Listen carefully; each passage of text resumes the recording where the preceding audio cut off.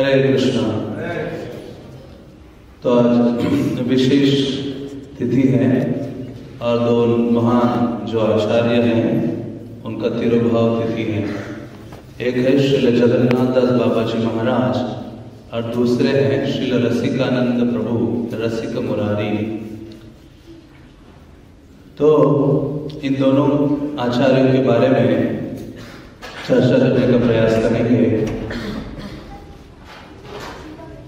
तो श्रीमद् भागवतम वास्तव में भगवान और उनके भक्तों का जो आख्यान है या प्रेममयी सेवा का आदान प्रदान है उसका एक मूर्तिमान स्वरूप है श्रीमद् भागवतम।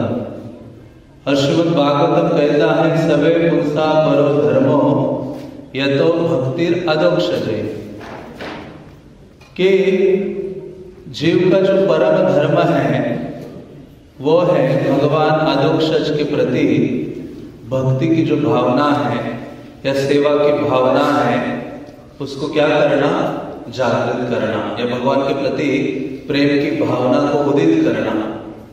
तो ये परम धर्म है। इसीलिए तो भगवद गीता के अंत में भगवान कहते हैं सर्वधर्मान परित्यज्य माम एकम शरणम व्रज, कि बाकी सारे भौतिक धर्मों का परित्याग करो और केवल एकमात्र मेरी शरण ग्रहण करो। तो ये वास्तव में जीव का धर्म है। तो इसलिए शास्त्र कहते हैं कि जो धर्म है उसकी स्थापना केवल दो ही कर सकते हैं। एक है स्वयं भगवान धर्म की स्थापना करते हैं, धर्म संस्थापनार्थामि संभवामि युगे युगे। तो भगवान गीता में कहते हैं कि धर्म की स्थापना करने के लिए मैं अलग अलग युगों में स्वयं अवतरित होता हूं। और फिर चैतन्य चरितामृत में कृष्णदास कविराज कहते हैं एक है भगवान धर्म की स्थापना करते हैं और दूसरा कौन है धर्म की स्थापना करने वाले, ऐसे महाजन भक्त, भगवान के महान भक्त। इसलिए कृष्णदास कविराज लिखते हैं धर्म स्थापन हेतु साधुर व्यवहार। जो भगवान के भक्त है वो अपने व्यवहार के द्वारा, आचरण के द्वारा क्या करते हैं, धर्म की स्थापना करते हैं। तो उनका जो जीवन है वास्तव में धर्म की स्थापना उचित रूप में कैसे की जानी चाहिए उसका एक प्रकार से उदाहरण है। इसलिए महाभारत कहता है कि ऐसे महाजनों के पद चिन्हों का अनुगमन करना चाहिए, क्योंकि ऐसे महाजन भक्तों के हृदय में ही क्या है, धर्मश्च तत्वम निहितम गुहाया। भक्त के हृदय को गुहा कहा गया है, गुफा। हाँ, गुफा। भगवान ऐसे भक्त के हृदय में ऐसे गुफा में जाकर निवास करते हैं। तो उसी प्रकार से जो धर्म का तत्व है, धर्म का जो सार सर्वस्व है वो ऐसे महान भक्तों के हृदय में क्या है, स्थापित है। इसलिए पूरी परंपरा हमें कहती है महाजनों जेन गतास पंथा। अब क्या करो, महाजन जिस रास्ते से चले हैं उनके पद चिन्हों का अनुगमन करो, अनुकरण नहीं अनुसरण करो। तो अनुकरण बहुत ही कठिन है। तो इसलिए शास्त्र हमें प्रेरित करते हैं ऐसे महाजनों का अनुगमन करने के लिए। तो ऐसे भगवान के जो महान भक्त है, महाजन भक्त है, उनको समझना बहुत कठिन है। भौतिकवादियों के तो बुद्धि या आकलन से परे है एक महान भक्त का जो आचरण है। इसलिए चैतन्य महाप्रभु जब सनातन गोस्वामी से मिलते हैं तो सनातन गोस्वामी को कहते हैं कि ऐसे भगवान के भक्तों को पहचानना बहुत ही कठिन है। महाप्रभु ने कहा कृष्ण रतिर चिन्नय कैलो विवरण, कृष्ण प्रेम चिन्नय वे सुन सनातन। तो महाप्रभु ने तो कृष्ण के रति के बारे में वर्णन किया और कृष्ण के जो प्रेम के चिन्ह है उनके बारे में वर्णन किया। एक भक्त के हृदय में जब ये प्रीति उत्पन्न हो जाती है, इन सब का वर्णन करने के उपरांत चैतन्य महाप्रभु सनातन गोस्वामी को कहते हैं जार चित्ते कृष्ण प्रेमा करय उदय तार वाक्य क्रिया मुद्रा विज्ञ ना बुझाए। तो महाप्रभु कहते देखो विज्ञ व्यक्ति भी, इसलिए प्रभुपाद कहते थे शुद्ध भक्त की पहचान केवल दूसरा शुद्ध भक्त कर सकता है, बाकी सारे बाहरी रूप से स्पेकुलेट करते रहते हैं। इसलिए हमें आचार्यगण कहते हैं कभी भी किसी भक्त को जज नहीं करना चाहिए, क्योंकि भक्त का जो आचरण है वो हमारे भौतिक बुद्धि से परे है। इसलिए चैतन्य महाप्रभु कहते कोई बड़ा विज्ञ व्यक्ति भी क्यों ना हो, जार चित्ते कृष्ण प्रेमा करय उदय, जिसके चित्त में कृष्ण के प्रति प्रेम की भावना उदित हो गई है, उस व्यक्ति को उसके वाक्य, उसकी क्रियाएं, उसकी मुद्रा आदि इसको व्यक्ति पहचान नहीं सकता। तो इसलिए हमेशा भक्तों से जब व्यवहार करते हैं तो एक व्यक्ति को सावधान होना चाहिए। तो ऐसे दो प्रकार के भक्त हैं, दो प्रकार के प्रेमी भक्त हैं। एक हमें हमेशा सुनते हैं, एक है भजनानंदी और दूसरे कौन से हैं, गोष्ठ्यानंदी। तो हमारे संप्रदाय में ये दोनों प्रकार के भक्त हमें प्राप्त होते हैं। तो भजनानंदी जो भक्त है ऐसे नहीं कि उनमें कुछ कमी है, शास्त्र कहते हैं कि वो उत्तम धरातल पर है, लेकिन फिर उनके लिए कठिन हो जाता है मध्यम धरातल पर आना और आकर क्या करना, कृष्ण भावना का प्रचार करना। तो वो भगवान की रागानुगा सेवा में पूर्ण रूपेण निमग्न रहते हैं। तो कोई कह सकता है कि वो प्रचार नहीं करते, इसका मतलब उनके हृदय में कंपैशन, दया या करुणा की भावना नहीं है। ऐसा नहीं है, उनके हृदय में करुणा की भावना है, लेकिन स्वयं ऐसे कुछ गिने चुने विशेष भक्तों को भगवान स्वयं ही इंस्पायर करते हैं, जिसके द्वारा वो क्या करते हैं, भगवत भजन में निमग्न रहते हैं। हरिदास ठाकुर है, चैतन्य चरितमृत के मध्य लीला के 11वें अध्याय के 195 शायद प्यार के तात्पर्य में श्रील प्रभुपाद लिखते हैं कि जब हरिदास ठाकुर जगन्नाथपुरी आते हैं तो महाप्रभु ने तो सब अलग अलग भक्तों को अलग अलग आदेश दिए थे। नित्यानंद प्रभु को कहा कि तुम्हें जहां करह संसार, बंगाल चले जाओ और प्रचार करो और संसार भी करो। रूप सनातन को आदेश दिया कि आप यहाँ जाओ पश्चिम की ओर और यहाँ वृंदावन में जाकर तीर्थ जो लीला स्थलियां हैं उनको उजागर करो, भक्ति से युक्त ग्रंथों की रचना करो। तो अलग अलग भक्तों को भगवान आदेश दिए हैं चैतन्य महाप्रभु, लेकिन वैसे ही हरिदास ठाकुर को भी एक आदेश दिया। हरिदास ठाकुर जब सर्वप्रथम पुरी में आए, महाप्रभु से हर कोई आगे आकर मिल रहा था, लेकिन चैतन्य महाप्रभु गंभीरा में सबसे मिलकर कहते हैं हरिदास ठाकुर कहाँ है? तो सबने ऐसे उंगली दिखा के कहा प्रभु देखिए देखिए वो बड़ा दान, बड़ा जो रोड है वहां आपको देखकर दंडवत कर रहा है। तो चैतन्य महाप्रभु खड़े हो गए, सारे भक्तों को अलग कर दिया और क्या निकल पड़े उनकी ओर। हाँ, जैसे हम कोई गुरुजन वगैरह आते हैं तो हम सब लोग आगे आगे रहते हैं, उनको चलने भी नहीं देते। हाँ, उनके आसपास हमेशा बने रहना चाहते हैं। हाँ, लेकिन ऐसे गुरुजन किसका स्मरण करते हैं? जो वास्तव में उनकी प्रसन्नता के लिए कार्यरत है। हाँ, जैसे जयानंद प्रभु हुआ करते थे, तो जब प्रभुपाद यहाँ से जाते थे तो हर कोई, बहुत सारे भक्त प्रभुपाद के आगे पीछे होते थे, लेकिन देखते थे कि जयानंद नहीं है। सबको छोड़कर पूछते थे प्रभुपाद वेयर इज जयानंद? हाँ, तो उनको बुलाते थे। उसी प्रकार से महाप्रभु ने हरिदास ठाकुर को देखा, महाप्रभु सबको छोड़कर उनकी ओर जाते हैं। हरिदास ठाकुर कहते मैं तो अत्यंत नीच हूँ, हाँ मैं जा नहीं सकता, हाँ उस मंदिर के आगे से आपके पास आ नहीं सकता। तो महाप्रभु उनको अपने साथ लेते हैं और चैतन्य महाप्रभु कहते हैं कि तुम क्या करो, यहाँ एक जगह बैठकर हाँ हरिनाम क्या करो, निरंतर करते रहो, हरिनाम का उच्चारण करते रहो। तो प्रभुपाद उस तात्पर्य में कहते हैं इसी प्रकार से यदि किसी को उन्नत अधिकारियों से आज्ञा प्राप्त है तो उसको जाके अलग से जाके क्या करना चाहिए? भजन करना चाहिए। हाँ, इमिटेट करने का प्रयास नहीं करना चाहिए। प्रभुपाद के समय में ऐसे कई सारे एक भक्त भी था मायापुर में, जो उसने कहा कि मैं अभी 16 मालाएं क्यों, मैं 64 माला करूंगा। 64 से हरिदास ठाकुर को इमिटेट करने लगा। वो मंदिर उस समय जो लोटस बिल्डिंग बना था वहां न रहकर वो भक्तों को कहता कि मैं वृक्ष के ऊपर रहूंगा। मंदिर के सामने जो पेड़ था उसके ऊपर छोटा सा मचान बनाकर वहां रहने लगा और वहां जप करने लगा। ऐसे कुछ दिन चला। प्रभुपाद वृंदावन में थे, प्रभुपाद को पता चला तो प्रभुपाद ने कहा ये तो ज्यादा दिन क्या है, टिकने वाला नहीं है। और कुछ ही दिनों में वो वहां से भाग जाता है। लंबे समय के बाद पता चलता है कि वो राधा कुंड में गांजा और बीड़ी फूक रहा है। तो प्रभुपाद कहते हैं कि इस प्रकार से किसी भजनानंदी भक्त का नकल करने के लिए व्यक्ति को सावधान होना चाहिए।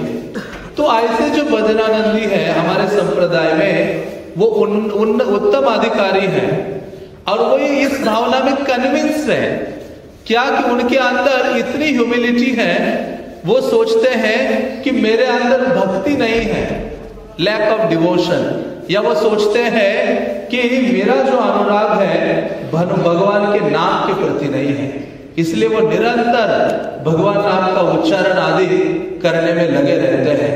तो इसलिए व्यक्ति को उनका आकलन करने में सावधान रहना चाहिए।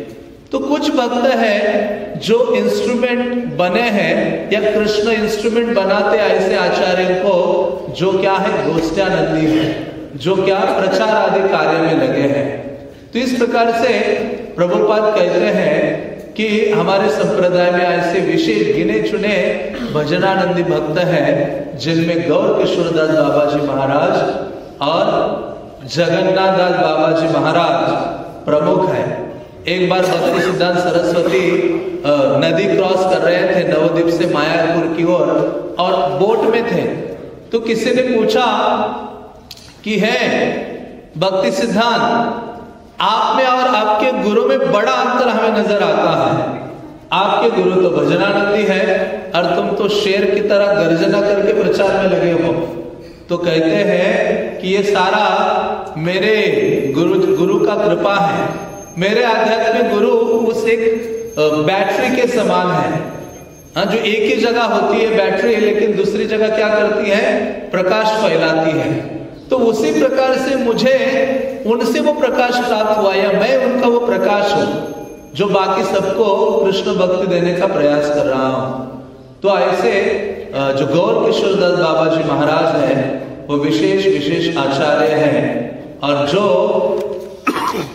योग्य है, क्वालिफाइड है एकांत भजन करने के लिए। क्योंकि वो क्या है, महान वैष्णव है। इसलिए महान वैष्णव कभी अपने आप को महान नहीं समझते। प्रभुपाद को किसी ने पूछा कि प्रभुपाद आप तो बहुत महानतम वैष्णव हो। प्रभुपाद ने कहा वैष्णव, ये वैष्णव बहुत स्पेशल पर्सनालिटी होती है, मैं वैष्णव नहीं हूं, मैं तो एक भक्त बनने का क्या कर रहा हूं, प्रयास कर रहा हूं। ये प्रभुपाद का भावना था। तो इस प्रकार से व्यक्ति को कभी भी ऐसे भक्तों का जज करना या आकलन करने का प्रयास नहीं करना चाहिए, क्योंकि ऐसे महाजन भक्तों का मिशन क्या है। भक्ति विनोद ठाकुर ये गीत में कहते हैं, तब निज जन कौन महाजने पाठाइया दिल तुम्हें। वो कहते हैं कि मैं दुर्मति हूं जो इस संसार में गिर पड़ा हूं, लेकिन हे कृष्णा आपने क्या किया है, मेरे उद्धार हेतु महान भक्त को भेजा है मेरा उद्धार करने के लिए। तो ये महाजनों का यही मिशन है।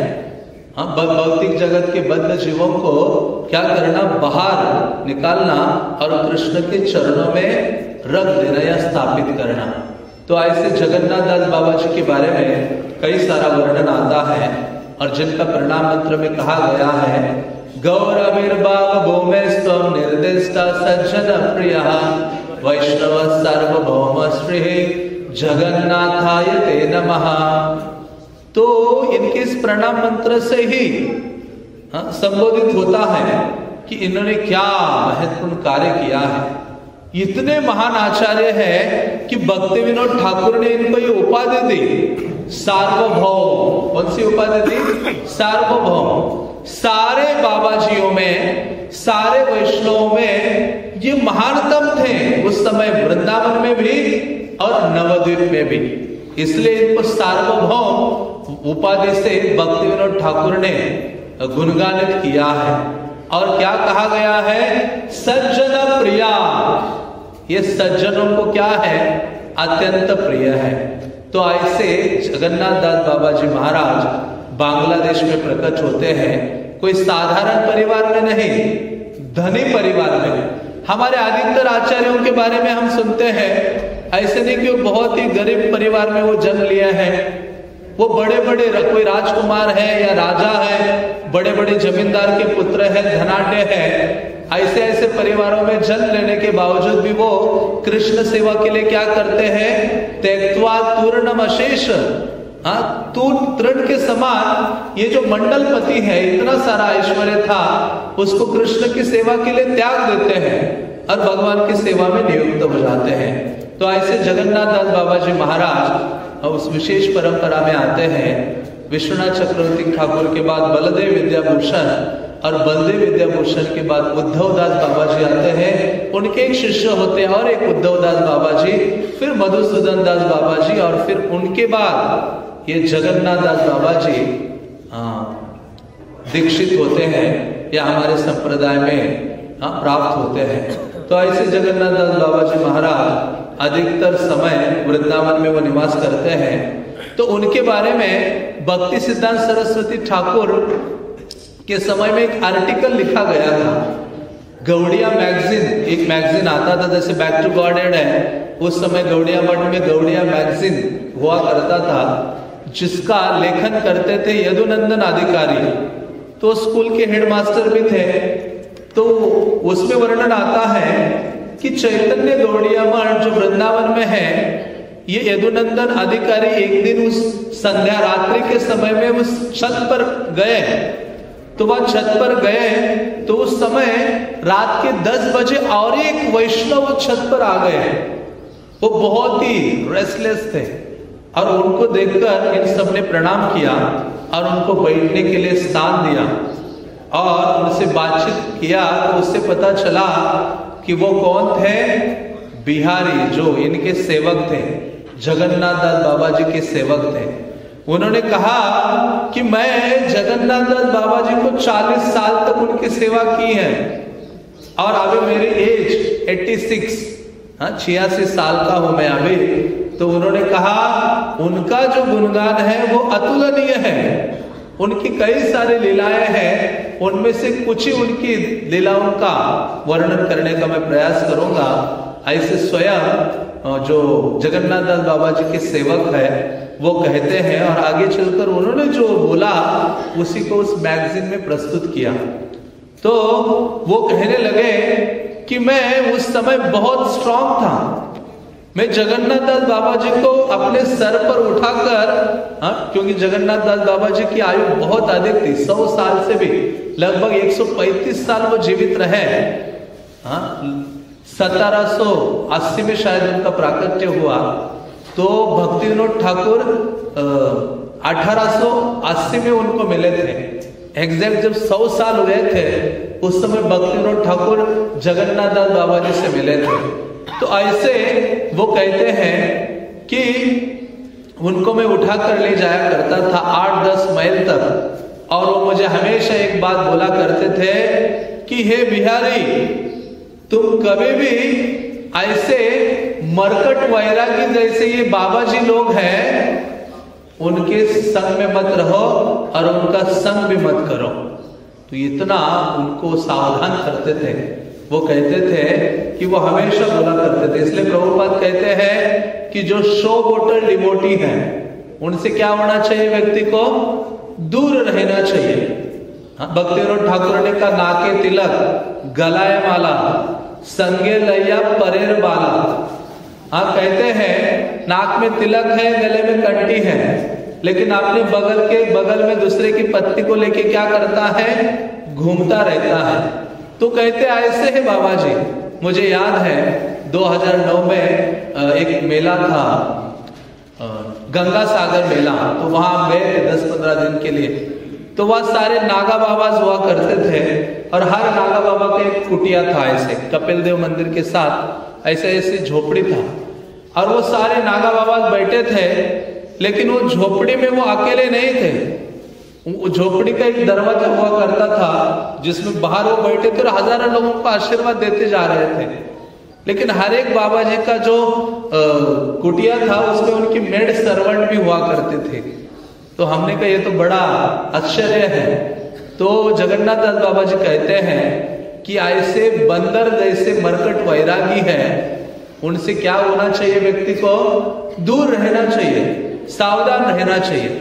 तो ऐसे जगन्नाथ दास बाबा जी महाराज ने बहुत अधिक भजन किया जिसके द्वारा पूरे ब्रज मंडल में वो फेमस हो गए, सिद्ध बाबा के रूप में वो जाने जाते थे। और इतना अधिक जगन्नाथ बाबा जी भजन करते थे कि 3 दिन 3 रात्रि तक कुछ खाते भी नहीं थे, ना पीते थे, निरंतर क्या उच्चारण करते थे, हरे कृष्णा कृष्णा कृष्णा हरे हरे, हरे राम राम राम हरे हरे। तो एक बार उनके जो सेवक थे बिहारी दास, वो उनको सर के ऊपर उठा के लेके जा रहे थे, सर के ऊपर ने पीठ के ऊपर बिठाकर ब्रज में एक वन में लेके जा रहे थे। तो रास्ते में कोई एक धनी व्यक्ति आया और उसने उनको डोनेशन दिया, 1 रुपया डोनेशन दिया। कितना? 1 रुपया डोनेशन दिया। 2-3 मील जाने के बाद बाबा जी महाराज ने कहा, हे बिहारी दास तुम क्या करो, ये 1 रुपया हाँ इसको वापस करके आ जाओ, जिस व्यक्ति ने डोनेशन दिया है उसको वापस दे दो, क्योंकि यही हमारे लिए गुड डील है। ये 1 रुपए का बोझ मुझसे झेला नहीं जा रहा है। हाँ तो ये बाबा जी महाराज को उठा के बिहारी दास वापस 2-3 मील जाता है। जिस व्यक्ति ने उनको डोनेशन दिया था 1 रुपया, वो वापस उनको देता है और देते हैं और वो कहते हैं कि मुझसे इसका बोझ नहीं उठाया जा रहा है, लेकिन मैं सोच रहा हूं कि तुम ये भौतिक वस्तुओं का, भौतिक आसक्तियों का कैसे बोझ उठा रहे हो। जो सारी भौतिक आसक्ति और ये भौतिक धन संपदा है, व्यक्ति को क्या हो करेगी, एक दिन निश्चित रूप से डुबा देगी। इसलिए वो सावधान रहते थे, किसी से भी डोनेशन लेने में, दान लेने में सावधान रहते थे। हमें कोई दान देने के लिए तत्पर होता है तो हम आनंदित हो जाते हैं, आनंद हृदय नाचे, हमारा हृदय आनंद से नाचने लगता है। तो ऐसे बाबा जी महाराज निवास करते हैं सूर्यकुंड के तट पर। वहां ब्रजवासी उनके लिए कुटिया आदि बनाते हैं और उनके हृदय में डिजायर होती है कि मुझे विग्रह की आराधना करनी है। तो कोई कलकत्ता का व्यक्ति उनको डोनेशन देता है जिसके द्वारा गौरांग महाप्रभु के विग्रह बनाए जाते थे और वो बहुत ही चमकीले थे। उनका नामकरण कराया गया सोनार गौरांग। अभी जब ये लोग सारे रात में सो रहे थे तो जो डाकू लोग हैं, चोर, उनको लगा कि ये जो गौरांग के विग्रह है ये सोने के हैं। आके रात्रि में जगन्नाथ दास बाबा जी के विग्रह को चोरी कर लिए हैं और उन्होंने कहा कि अभी हमें विग्रह क्या है, रखने नहीं है। फिर कुछ साल और बीते ब्रज में तो उनके अंदर फिर से हृदय में ये इच्छा जागृत हो गई कि मुझे विग्रह की आराधना करनी है। तो ऐसे विग्रह को ढूंढ ही रहे थे तो किसी धान का खेत था जिसमें बहुत सारा धान रखा था, उसमें एक विग्रह की प्राप्ति होती है उनको। वो थे षडभुज गौरांग। और ऐसे षडभुज गौरांग की सेवा जगन्नाथ दास बाबा जी कई साल तक लगभग करते हैं ब्रज में। और जब उनको नवद्वीप जाने का समय आया तो उन्होंने सोचा मैं इनको नवद्वीप नहीं ले जा सकता। तो उन्होंने फिर वहां एक नरोत्तम दास बाबा जी हैं, उनको वो विग्रह दिए। और आज भी आप जाते हो राधा रमन की ओर जाते हो निधिवन से, तो वह लेफ्ट साइड में ही है जगन्नाथ दास बाबा जी की जो गौरांग है, षडभुज गौरांग, जो उनकी आराधना करते थे। तो ऐसे जगन्नाथ दास बाबा जी का जो फेथ है ब्रजवासियों के प्रति बहुत अधिक था।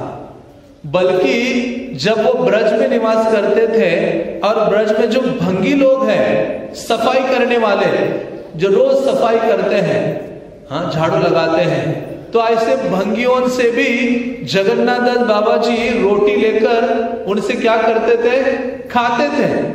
तो किसी महंत ने ये उनकी निंदा की, बाबा जी आप कैसे हो, ये जो अछूत लोग हैं, इनसे आप रोटी लेकर खा रहे हो, ये उचित नहीं है इन स्वीपरों से लेकर खाना। तो जगन्नाथ दास बाबा जी कहते हैं कि तुम नहीं जानते, कृष्ण अप्रकट होने के बाद उन्होंने 88,000 ऋषियों को यहां प्रकट कराया है। हाँ, ब्रज में उनका प्राकट्य हुआ है, और ये सारे लोग ब्रज की जो धूली है उसकी सेवा में लगे हुए हैं। इसलिए वो कहते हैं कि क्या करना, ये ब्रज रज की सेवा में अपने आप को इन्होंने नियुक्त किया है, तो इसलिए ये ब्रज के सबसे बड़े सेवक हैं। और इसी कारण से मैं क्या कर रहा हूं, इनसे उनका जो उच्छिष्ट है उनसे रोटी लेकर ग्रहण कर रहा हूं, क्योंकि ये स्वीपर्स भी ब्रज के, ये ब्रजवासी है और वैष्णव से अभिन्न है। तो ऐसी भावना जगन्नाथ दास बाबा जी की हुआ करते थे ब्रजवासियों के प्रति, और वो कभी भी अरेंजमेंट नहीं करते थे। हम कहाँ जाते हैं तो अपने लिए प्रसाद रूम सब कुछ अरेंज करते हैं, या फिर जगन्नाथ दास बाबा जी का ऐसे नहीं था।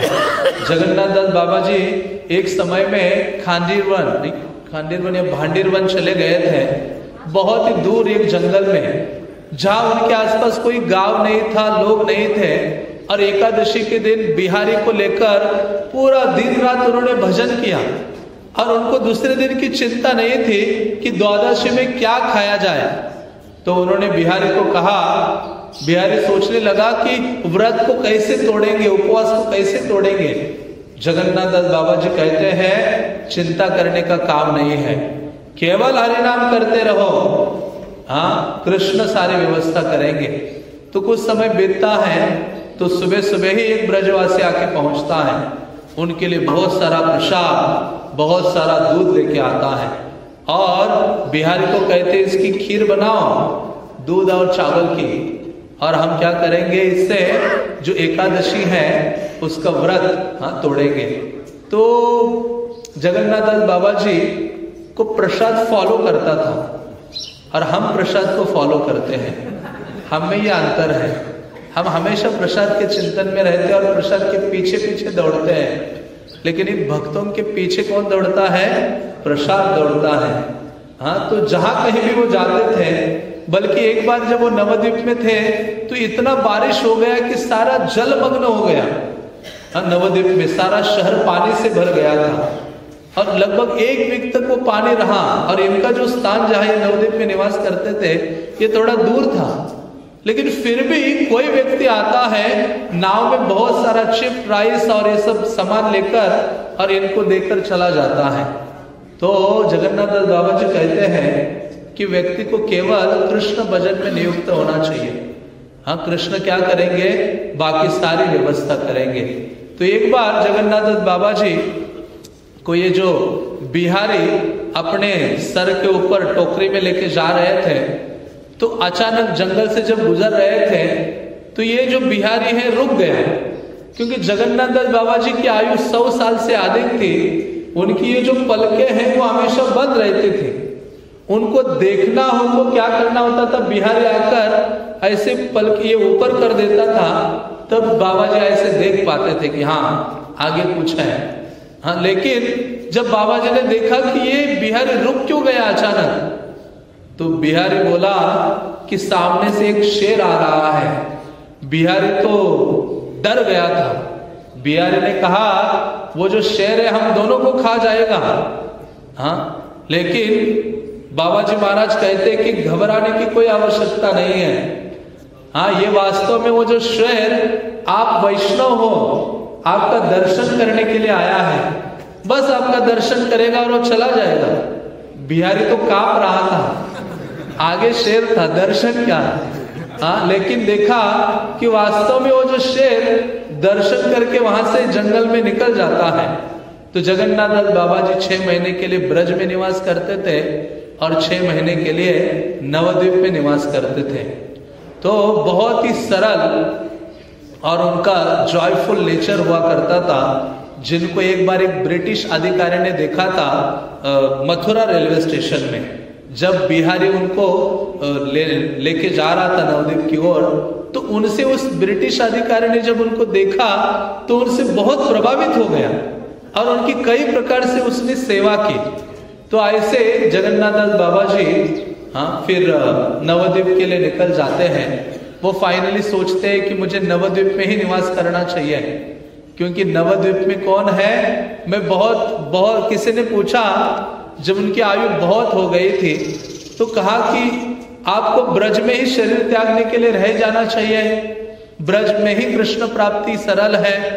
उन्होंने कहा नहीं, मैं तो बहुत अपराधी हूं, और कृष्ण अपराधों को क्या करते हैं, सहन नहीं करते हैं। मेरे लिए तो सरल स्थान कौन सा है, नवद्वीप है, तो मुझे नवद्वीप में ही निवास करना चाहिए, जहां चैतन्य महाप्रभु नित्यानंद के साथ अवतरित हुए हैं, जो परम करुणामय है, परम दयालु है। तो इस प्रकार से वो चले जाते हैं और नवद्वीप में अधिकतर रहने लगते हैं। तो नवद्वीप में रहने के बाद वो अधिकतर अपना जो समय है हरिनाम लेने में और कृष्ण कथा करने में बिताते थे। जब चातुर्मास्य का समय भी आया था एक बार, तो चातुर्मास्य बहुत कठोरता से पालन करते थे। पहले महीने के लिए केवल हर रोज 4 बनाना खा के रहते थे, दूसरे महीने में केवल कुछ अमृत खा के रहते थे, तीसरे महीने में थोड़ा सा छाछ पी के रहते थे, और चौथे महीने में जो बनाना पेड़ है उसके जो फ्लावर्स है उसको खा के रहते थे। और निरंतर क्या करते थे, हरे कृष्णा कृष्णा कृष्णा हरे हरे, हरे राम राम राम हरे। तो ऐसे ये भजनानंदी आचार्य हैं। इनको इमिटेट या नकल करने का प्रयास नहीं करना चाहिए। हम अधिकतर क्या करते, अनुसरण नहीं करते, अधिकतर झुकाव हमारा अनुकरण करने में रहता है। क्योंकि अनुकरण से क्या है हमारी भावना, हम सम्मान चाहते हैं, आदर चाहते हैं, सबके आंखों में बसना चाहते हैं। तो लेकिन इसके द्वारा हमारा पतन संभव है निश्चित रूप से। तो ऐसे जगन्नाथ दास बाबा जी कभी कभी कोलकाता जाते थे, लेकिन जब भी जाते थे उनके कई गृहस्थ लोग उनको बुलाया करते थे भोजन करने के लिए, उनके घर में रहने के लिए, लेकिन बाबा जी महाराज उनके वहां नहीं रहते थे। वो ढूंढते थे, किसको ढूंढते थे, भक्ति विनोद ठाकुर।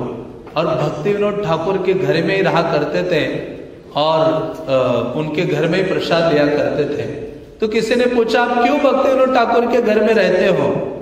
क्योंकि वो कहते हैं कि वो जानते हैं, जगन्नाथ दास बाबा जी कहते हैं कि ये भक्ति विनोद ठाकुर जानते हैं कि कैसे वैष्णवों की सेवा की जाती है। और भक्ति विनोद ठाकुर ऐसे नहीं कि दूसरों को सेवा में लगाते हैं वैष्णव की, भक्ति विनोद ठाकुर वो कहते हैं पर्सनली वैष्णव की सेवा में नियुक्त हो जाते थे। तो ऐसे भक्ति विनोद ठाकुर को उन्होंने, जब कलकत्ता में भक्ति भवन में वो निवास कर रहे थे भक्ति विनोद ठाकुर, तो जगन्नाथ दास बाबा जी ने ही उनको गोवर्धन शिला दी थी, जिसकी आराधना स्वयं भक्ति विनोद ठाकुर किया करते थे। तो आगे चलकर नवद्वीप में कई लोगों ने मिलकर इनके लिए कुचिया बनाई थी, भक्ति विनोद ठाकुर ने भी उसमें सहायता की थी। एक बार जब भी इनको डोनेशन आता था तो इनका झुकाव होता था धामवासियों की सेवा करना। तो एक बार उन्होंने अपने ये जो सेवक थे बिहारी दास को कुछ पैसे दिए। पैसे देकर उनको कहा कि कुछ रसगुल्ले खरीद के लेके आओ। बिहारी दास ने पूछा बाबा जी महाराज रसगुल्ले किसके लिए? कहते हैं धामवासियों के लिए। लेकिन कौन से धामवासी? जितनी गायें हैं धामवासी, उन गायों के लिए मैं रसगुल्ले खिलाऊंगा। तो 200 रुपए, उस समय 200 रुपए बहुत होते हैं, 200 रुपए उन्होंने दिए और सारे रसगुल्ले लाने के लिए बोला और सारे गायों को उन्होंने वितरित किया, गायों को खिलाया। उन्होंने कहा कि क्योंकि उस समय नवद्वीप में अधिकतर जो बाबा जी लोग हैं वो बहुत भौतिक कार्यों में लिप्त थे, ढोंगी बाबा जी थे। वो कहते ऐसे बाबा जी लोगों को रसगुल्ले खिलाने के बजाय अच्छा है कि धाम में रहने वाली जो गायें हैं उनको मैं क्या खिलाऊं? रसगुल्ले खिलाऊं। हाँ, तो इस प्रकार से वो उनकी भावना हुआ करते थे और वो सेवाएं करते थे। तो ऐसे नवद्वीप पे रहते रहते एक दिन उनका ये जो सेवक है बिहारी दास वो बीमार हो जाते हैं। जब वो बीमार हो गए, इतना बुखार आया कि बिहारी दास बेहोश हो गए और कुछ कुछ बड़बड़ाने लगे। कलकत्ता से डॉक्टर बुलाना पड़ा। डॉक्टर ने कहा इतना बीमार है कि कल सुबह ये शरीर त्यागने वाला है। तो बहुत सारे लोग इकट्ठा हो गए। तो बाबा जी महाराज ने कहा ये शरीर नहीं त्याग सकता, इसको मैं नहीं जाने दूंगा इतना सरलता से। बाबा जी महाराज उनके पास बैठ जाते हैं और उनके मुख में तुलसी देते हैं और निरंतर पूरी रात क्या करते हैं, हरे कृष्णा कृष्णा कृष्णा हरे हरे, हरे राम राम राम हरे। और ये जो बिहारी है, हम बिहारी दास उठ के खड़ा हो जाता है सुबह, मानो वो बीमार नहीं था। बाबा जी महाराज कहते बिहारी दास जाओ किचन में और कुछ अच्छा प्रसाद कुक करके ले आओ। वो जाते और दोनों के लिए प्रसाद बनाते हैं। तो ऐसे बाबा जी महाराज जब ब्रज में भी थे तो हमेशा बड़े प्लेट में प्रसाद पाते थे और उनका जो कुटिया था उसके पास ही एक कुत्ते के कुछ पिल्ले थे और इनकी आंखें तो वैसे ही बंद रहा करते थे। और जब बड़े प्लेट पे प्रसाद पाने के लिए बैठ जाते थे तो उस समय ये पिल्ले भी आ जाते थे और पिल्ले भी उस प्लेट पे क्या करते थे, हाँ, प्रसाद पाना शुरू करते थे। तो ये बिहारी दास उनको हटाता था। जगन्नाथ दास बाबा जी कहा करते थे कि नहीं नहीं, ये मेरे साथ नहीं प्रसाद पाएंगे तो मैं भी प्रसाद नहीं पाऊंगा। हाँ, तो इस प्रकार से उन डॉग्स, धाम के जो डॉग्स हैं उनको भी धामवासी के रूप में देखते थे और उनके साथ वो प्रसाद ग्रहण करते थे। तो ऐसे बाबा जी महाराज के बारे में बहुत कुछ है चर्चा करने के लिए। लेकिन जब भक्ति सिद्धांत सरस्वती उनको मिले थे, जब भक्ति सिद्धांत सरस्वती ठाकुर की आयु 12 साल की थी, जब उन्होंने देखा कि ये ज्योतिष शास्त्रों में विज्ञ है, उसने कहा तुम क्या करो, वैष्णव कैलेंडर बनाओ, क्योंकि हमारे जब तुम बनाओगे जिससे क्या होगा, भक्तों के लिए सरल हो जाएगा। आविर्भाव, तिरोभाव, जितने उत्सव आदि हैं, तो वो भक्ति सिद्धांत सरस्वती महाराज ने जगन्नाथ दास बाबा जी के आदेश पर नवद्वीप पंजिका का निर्माण किया और हम उसी को ही फॉलो करते हैं। या उसी उनके कारण ही हम इन उत्सवों को सरल रूप में प्राप्त करते हैं। तो ऐसे जगन्नाथ दास बाबा जी कहा करते थे, या उनका पर्सनली जो लाइफ एंड सोल जिसको कहते हैं वो था कृष्ण नाम संकीर्तन। दो चीजें थी, एक है हरि नाम का उच्चारण और दूसरा है वैष्णव की सेवा करना। मैं ये दोनों का जब चरित्र पढ़ रहा था रसिकानंद प्रभु का भी, तो इन दोनों के चरित्रों में ये एक साम्य है। क्या साम्य है? दोनों हरि नाम के प्रति आसक्त है और दोनों वैष्णव सेवा के प्रति क्या है, अत्यधिक आसक्त है। तो ऐसे जगन्नाथ दास बाबा जी कहा करते थे, कहते हैं कि जप करने का जो बेस्ट टाइम है सुबह 3 बजे से लेकर सुबह 7 बजे तक है और शाम को संध्या के बाद रात के 11 बजे तक है। तो लेकिन हमारे लिए सुबह का ज्यादा उचित है।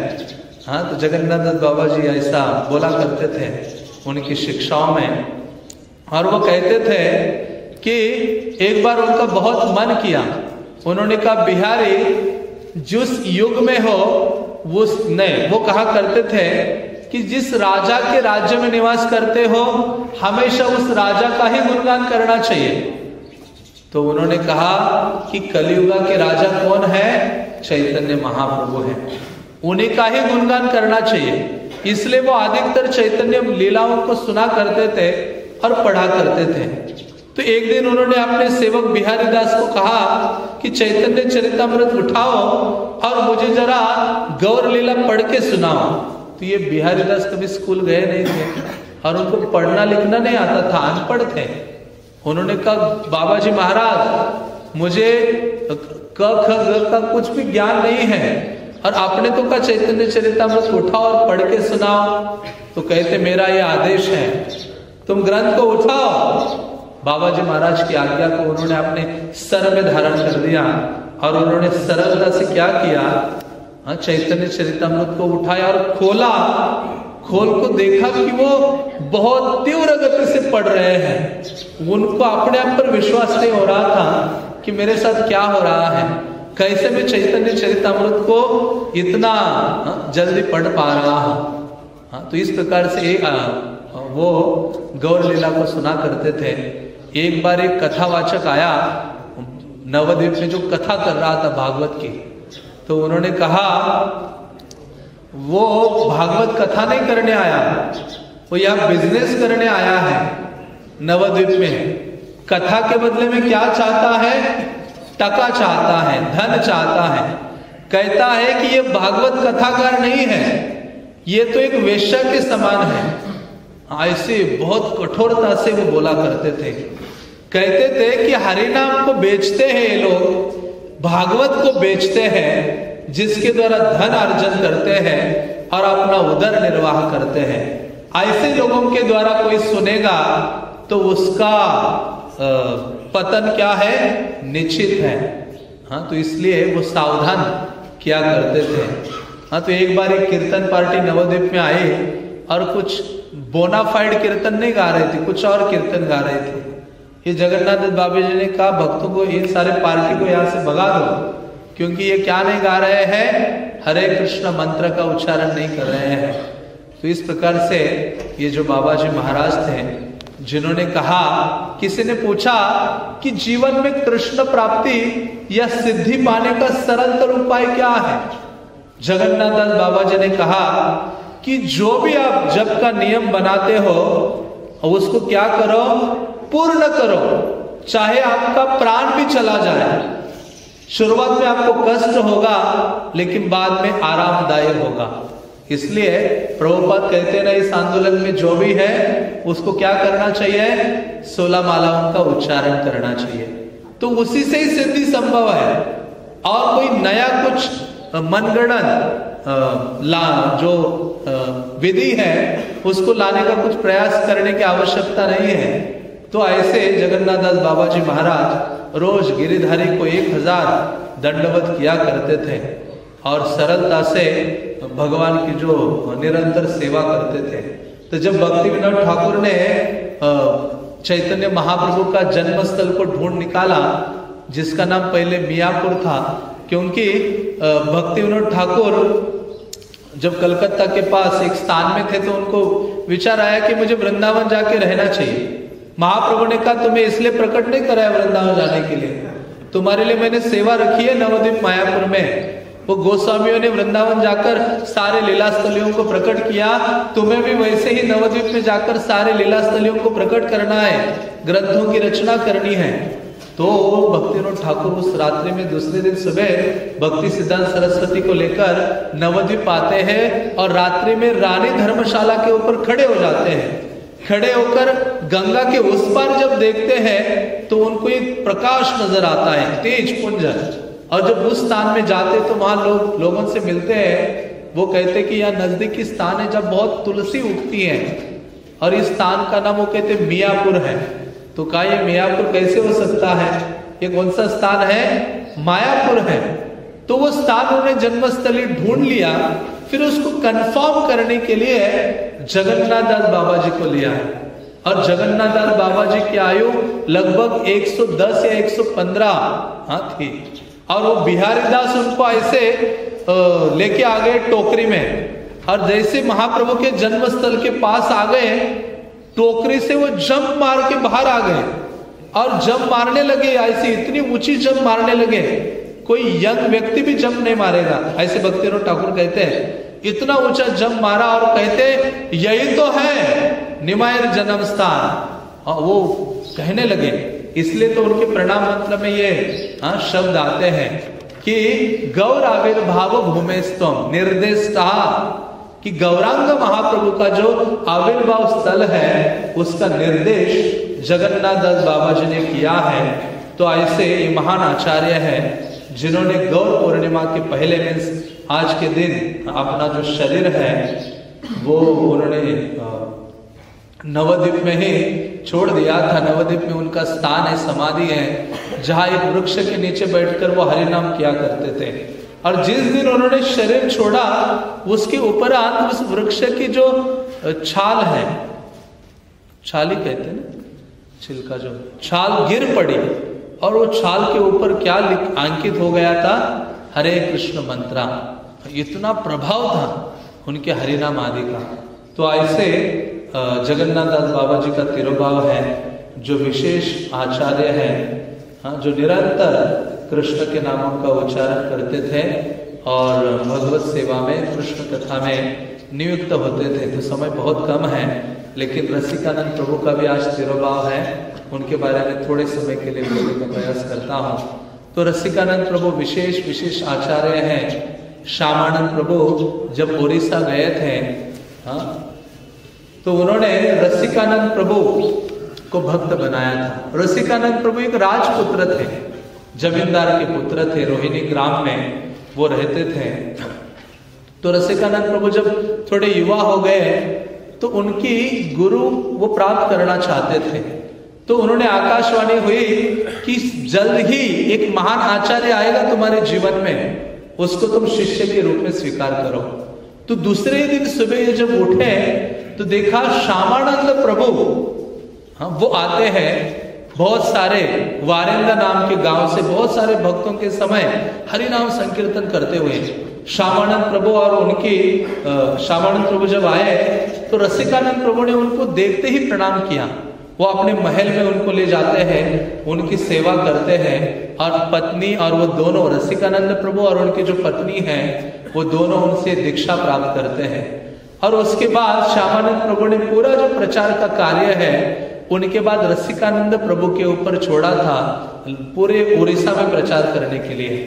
तो रसिकानंद प्रभु ने पूरे उड़ीसा में बड़े बड़े राजाओं को, जमींदारों को, मुस्लिम शासक, सबको भक्त बना दिया था, सबको दीक्षा प्रदान किए थे। तो ऐसे श्यामानंद प्रभु ने रसिकानंद को, हाँ, जो उनके विग्रह थे गोपीचंद वल्लभपुर में, राधा गोविंद के विग्रह, उनकी सेवा भी प्रदान किए थे। तो ऐसे रसिकानंद प्रभु ने लगभग 20 साल तक उनके विग्रह की सेवा की। और रसिकानंद प्रभु कहते थे, मेरा जो अनुराग है वैष्णव की सेवा के लिए है। वो कहते हैं जिस प्रकार से गर्भवती स्त्री के पेट में बालक होता है, जब गर्भवती स्त्री खा लेती है तो बालक भी खा लेता है, वो भी हृष्ट पुष्ट रहता है।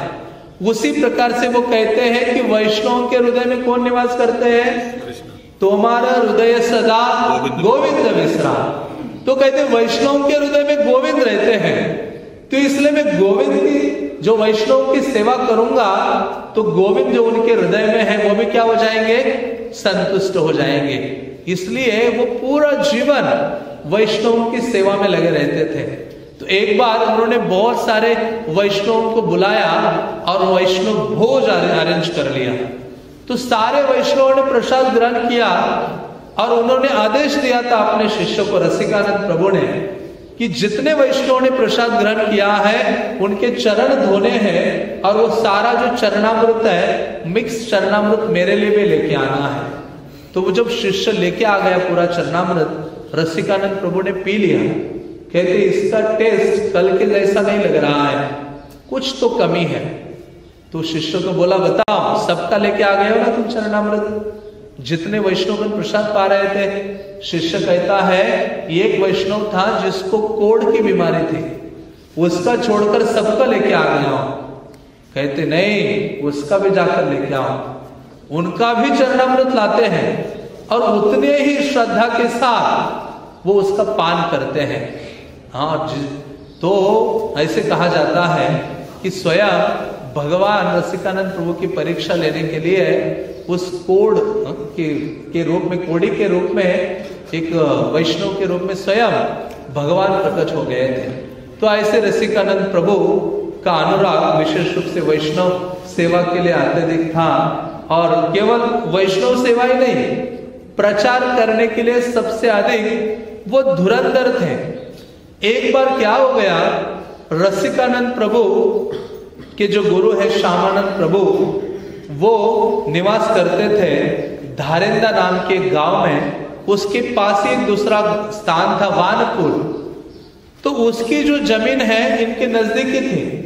तो एक मुस्लिम शासक कुछ लैंड हड़प रहा था, जो लैंड वैष्णव सेवा के लिए और मंदिर की सेवा के लिए रखी थी।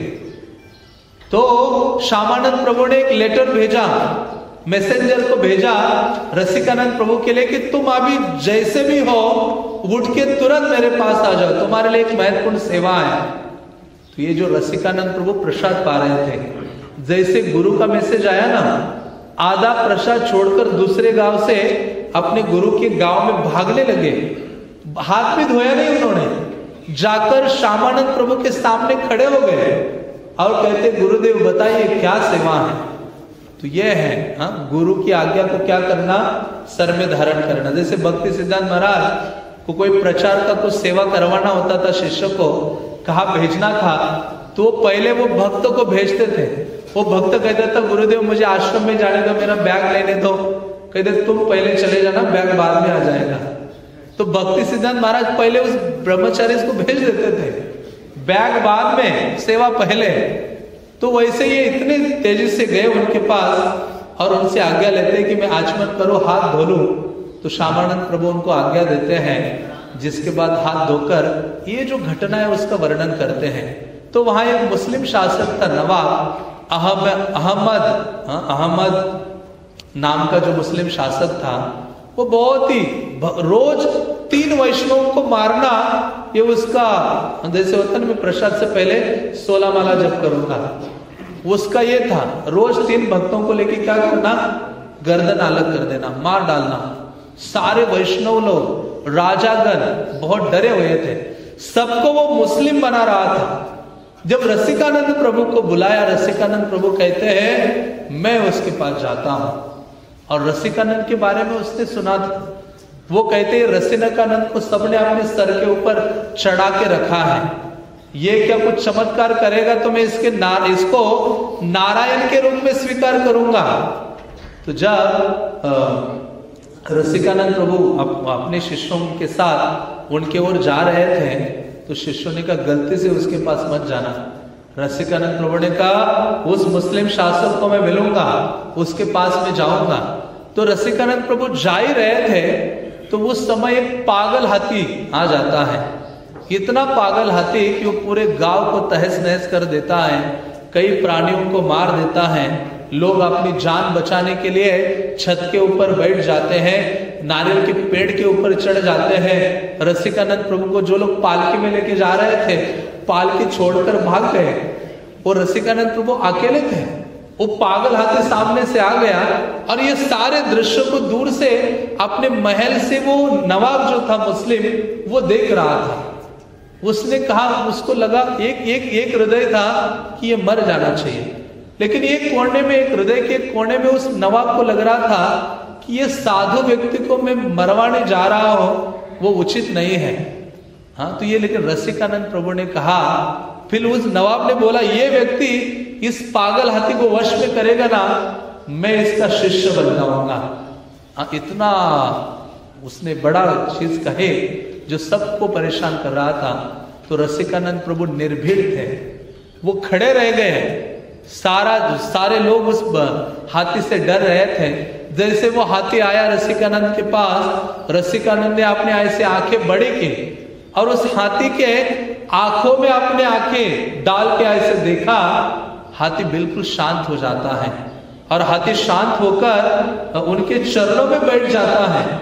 और हाथी चरणों में जैसे बैठता है, रसिकानंद प्रभु उसके सर पर हाथ रखते हैं और कहते हैं कि इतना मूल्यवान जीवन मिला है, उसको बेकार क्यों गवा रहे हो। जैसे हम किसी को बोलते हैं ना, मनुष्य जीवन बहुत मूल्यवान है। रसिकानंद कहते तुम्हें इतना मूल्यवान जीवन मिला है, फिर उसको प्रचार करने के लिए उसी की जाति का उदाहरण देते हैं। वो कहते तुम्हें पता है श्रीमद् भागवतम में गजेंद्र का उदाहरण आता है, वो भी ऐसा मतवाला हो गया था।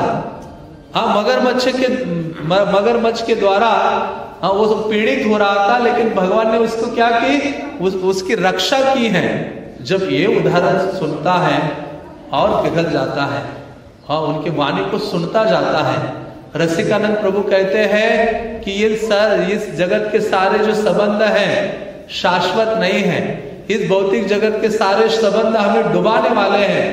तुम्हें कृष्ण का स्मरण करना चाहिए, कृष्ण का नाम लेना चाहिए। कृष्ण ही तुम्हारे माता है, कृष्ण ही तुम्हारे पिता है। वो हाथी को इतना प्रचार कर रहे थे, हाथी रोने लगा। हाथी रोकर पूरा मानो रसिकानंद प्रभु का अभिषेक कर रहा है, और उसने पूरे 100 दंडवत मार दिए। कितने दंडवत? 100। वो अपनी जो सूंड है उसके द्वारा मानो आरती कर रहा है। इतना गदगद हो गया वो हाथी, और फिर उन्होंने उनके सर पर फिर से हाथ रखा और उनको दीक्षा प्रदान की। दीक्षा में उनका जो राइट ईयर है, जो दाया कान है, उसमें रसिकानंद प्रभु ने अपना मुंह उसके कान के पास ले गए और क्या बोले जोर से? हरे कृष्णा कृष्णा कृष्णा हरे हरे, हरे राम राम राम हरे। उसके कान में हरि नाम प्रदान किया और उसके सर पर हाथ रखकर उन्होंने उनको दीक्षा प्रदान की, और दीक्षा में उसका नाम रखा श्री गोपाल दास। गोपाल दास के तो श्री गोपाल दास नाम रखा, और उसको कहा तुम्हें 2 चीजें करनी है, कृष्ण का गुणगान करना है, वैष्णवों की सेवा करनी है। तो ये जो हाथी था, जब भी वैष्णव दिखता था ना, तिलक धारण किया हुआ, तुरंत उसके पास जाके सेवा करता था। कुछ भी चाहिए वैष्णव को, पानी चाहिए, और इतना सेवा करने लगा कि जो बनिया लोगों के बड़े बड़े दुकान थे उसमें से चावल के बोरे उठा उठा के वैष्णव के आश्रम में छोड़ने लगा। सारे बनिया डर गए। वो रसिकानंद प्रभु के पास आ गए, तुम्हारा शिष्य है कैसा? हाँ, वो सारे बोरे उठाते, कभी गेहूं कभी चावल के बोरे उठाता है। तो उन्होंने रसिकानंद प्रभु ने उसको बुलाया, कहते अरे गोपाल ऐसे नहीं करना, जब वो देंगे तब वो दे लेना। तो ये जाता था, शांत खड़े हो जाता था, तो बनिया लगा भी स्वयं ही देते थे। तो ऐसी सेवा वो करता था।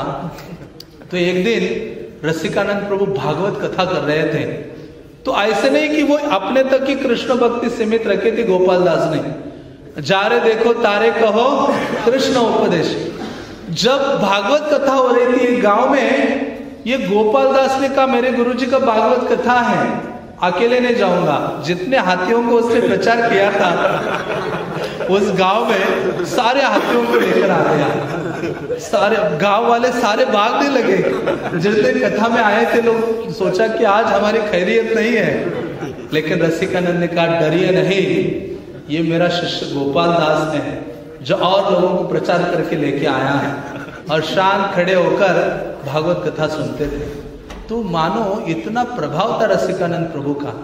हम भी उस पशु के समान जड़ बुद्धि के हैं। हमें भी प्रभुपाद और उनके भक्तों के प्रचार के द्वारा थोड़ा बहुत हमें भी परिवर्तन हो रहा है। तो ऐसे रसिकानंद प्रभु एक बार जगन्नाथपुरी की ओर जा रहे थे जंगल में, तो रास्ता भटक गए, कोई दिशा नहीं मिल रही थी। बहुत घन जंगल में प्रवेश किए और उनको भूखे थे, कुछ खाने के लिए नहीं। और ये हाथी वहां कहां से आके टपक गया वहां शिष्य, जिनको हमेशा चिंता थी किसकी? रसिकानंद प्रभु की। आके रसिकानंद प्रभु सो रहे थे पेड़ के नीचे, 4-5 उनके शिष्य बैठे थे, और उसने देखा कि मेरे गुरुदेव भूखे हैं। दूर दौड़ दौड़ के कहां चले गए और चावल का बोरा लेके आके पटक दिया। ये बाकी शिष्य डर रहे थे। रसिकानंद ने कहा ये मेरा शिष्य है, हाँ ये जो, तो उनके द्वारा फिर प्राप्त जो चावल है जंगल में बनाते हैं और प्राप्त करते हैं। तो ऐसे रसिकानंद प्रभु उनको फाइनली जब उस हाथी को मिले थे, तो उन्होंने यही शिक्षा दी थी। उन्होंने भागवत और भगवत गीता का शिक्षा प्रदान करके उनको कहा था कि हे गोपाल, जीवन में हमेशा वैष्णवों की सेवा करते रहना, और दूसरा क्या करना, कृष्ण की कथाओं को निरंतर सुनते रहो और अपने जीवा से कृष्ण के नामों का निरंतर उच्चारण करते रहना।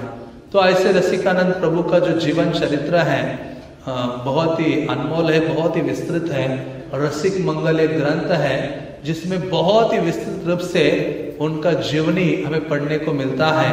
और ऐसे रसिकानंद प्रभु जब ओडिशा में थे तो भगवान जगन्नाथ अपने मेन पुजारी के स्वप्न में आते हैं, उनको कहते हैं कि मेरा रथ यात्रा आने वाला है, मैं रसिकानंद का दर्शन करना चाहता हूं, तुम राजा को बताओ किसी मैसेंजर को भेज दो और रसिकानंद को लेके आओ रथ यात्रा के दिन, मैं उनको देखना चाहता हूं। जगन्नाथ स्वयं उनको देखना चाहते हैं। सोचो कितने बड़े महान आचार्य हैं। फिर राजा ने जब सेवक भेजा, रसिकानंद प्रभु एकांत में बैठे थे, उस समय वो सेवक जाते और कहते आपको आना है, हाँ भगवान देखना चाहते हैं। तो जैसे रथ यात्रा शुरू हो गई, रथ शुरू होकर आधे रास्ते में गया जहां हमेशा रुकता है, बलगंडी नामक स्थान है जहां भगवान कई सारे भोगा स्वीकार करने के लिए रुकते हैं। तो वहां रुका रथ, और फिर तब भगवान ने रथ के ऊपर से ही पुजारी को कहा कि राजा को बताओ कि मेरा ये जो सेवक है रसिकानंद अभी जगन्नाथपुरी के बाहर जो 18 नाला है वहां तक आकर पहुंचा है, जाओ उसका स्वागत करके लेके आओ। और तब यहाँ रथ को खींचना शुरू कर दिए थे लोग, हाथी लगाए थे, घोड़े लगाए थे, रथ हिल नहीं रहा था। लेकिन राजा ने कहा जब तक रसिकानंद नहीं आएंगे तब तक ये रथ आगे नहीं बढ़ेगा। फिर रसिकानंद को लाया जाता है और रसिकानंद जैसे ही रथ की रस्सी का ये करते हैं, पकड़ते हैं, जगन्नाथ का रथ निकलने लगता है। फिर राजा लगभग 9 दिनों के लिए अपने महल में रसिकानंद प्रभु को रखते हैं और रसिकानंद प्रभु से कृष्ण कथा सुनते हैं। और रसिकानंद प्रभु वहां नजदीक ही अपने मठ की स्थापना करते हैं, फुल टोटा मठ, जहां बड़ी बड़ी मालाएं बनवाते हैं रसिकानंद प्रभु भगवान के लिए। तो ऐसे रसिकानंद प्रभु विशेष आचार्य हैं जिनका तिरोभाव भी बहुत ही अमेजिंग है। उन्होंने जब सोचा कि मेरे जो आध्यात्मिक गुरु हैं वो भी चले गए हैं, श्यामानंद प्रभु महाप्रभु चले गए, अद्वैत आचार्य चले गए, नित्यानंद प्रभु चले गए, मुझे भी अपने शरीर का त्याग करना चाहिए। तो उनकी आयु लगभग 86 या कुछ हो गई थी। हाँ, तो उन्होंने फिर सोचा कि मुझे भी अपने शरीर को त्याग देना है। तो उन्होंने अपने शिष्यों को बोला, शिष्य लोग रोने लगे और वो कहते कि मैं नहीं कह रहा हूं, मैं जब एक ग्रंथ पढ़ रहा था तो स्वयं ही कृष्ण प्रकट हो गए। कहते रसिकानंद तुम्हें अभी आना है वापस, मेरे धाम में चलना है, वहां हम लीलाएं करेंगे। कहते मैंने एक बार तो अनसुना कर दिया, ये कृष्ण क्या बोल रहे हैं मुझे। हाँ, लेकिन कहते हैं रसिकानंद ने कहा कि 3 बार कृष्ण प्रकट हो गए मेरे सामने और उन्होंने कहा रसिकानंद तुम्हें वापस चलना है। रसिकानंद कहते अभी मैं नहीं रह सकता इस जगत में, मुझे वापस जाना है, मैं अपना देह त्यागना चाहता हूं। महाप्रभु ने कहा है गोपाल के आगे, खीर चोरा गोपीनाथ जिनको गोपाल भी कहा जाता है, मूल नाम उनका गोपाल ही था, उनके आगे मैं शरीर को त्यागना चाहता हूं, अपनी अप्रकट लीला प्रकट करना चाहता हूं। तो ऐसे रसिकानंद प्रभु फिर जब सोचने लगे तो बहुत सारे भक्तों के समेत कीर्तन होने लगा और वो चल चल के निकल पड़े। रास्ते में उनको एक कांटा लगा जिससे उनका पांव अंगूठा छेद हो गया, जिससे उनको बहुत बुखार आ गया। बुखार के कारण गिर पड़े। जैसे वो गिरे 100 लोग उठाने लगे रसिकानंद प्रभु को, कोई उठा नहीं पा रहा था। रसिकानंद कहते मुझे यहाँ नहीं, आप कुछ ले आओ, मुझे कहाँ चलना है, रेमुना चलना है, गोपीनाथ को देखना है। रसिकानंद स्वयं उठ जाते उस बुखार को लेकर, उनका ये वायु लीला था और अपने कुछ 7 भक्तों को लेकर सरता नामक ग्राम से आगे रेमुना पहुंचते हैं 7 शिष्यों को लेकर और वहां जाकर बहुत कीर्तन करते हैं, कृष्ण कथा करते हैं और शिष्यों को भी यही आदेश देते हैं वैष्णव की सेवा करो, हरि नाम का उच्चारण करो और निरंतर कृष्ण कथा का श्रवण करो। और ये कहकर जब बहुत उदंड कीर्तन हो रहा था गोपीनाथ के सामने, खीरचोरा गोपीनाथ के सामने, रसिकानंद प्रभु मंदिर के गर्भगृह में गोपीनाथ को देखने के लिए चाहते हैं। जैसे ही जाते हैं तो क्या हो जाते, गोपीनाथ के दिव्य विग्रह में अप्रकट हो जाते हैं। पुजारी कहता है रसिकानंद प्रभु नहीं है। रसिकानंद प्रभु चले गए। जैसे 7 शिष्य जो उनके साथ थे, जिन्होंने ये सुना कि हमारे आध्यात्मिक गुरु महानतम आचार्य जिन्होंने उड़ीसा को आप्लावित किया कृष्ण भावना से, वो चले गए, तो उसी क्षण उन 7 शिष्यों ने भी अपने प्राण उसी क्षण त्याग दिए। आज भी आप रेमुना जाते हो, तीरचोरा गोपीनाथ, तो वहां रसिकानंद प्रभु का समाधि है और उन्हीं के साथ इन 7 शिष्यों का भी क्या है, छोटा छोटा समाधि है। तो ऐसे रसिकानंद प्रभु हैं जो विशेष आचार्य हैं। इन महानतम दोनों आचार्यों से प्रार्थना करना चाहिए कि उनकी ये जो शिक्षा है, वैष्णव सेवा, कृष्ण कथा का श्रवण और नाम के प्रति आसक्ति और भगवत नाम का प्रचार, इनको करने के लिए हमें बल प्राप्त हो, इसके लिए उनसे प्रार्थना करनी चाहिए। हरे कृष्णा कृष्णा कृष्णा हरे हरे, हरे राम राम राम हरे हरे।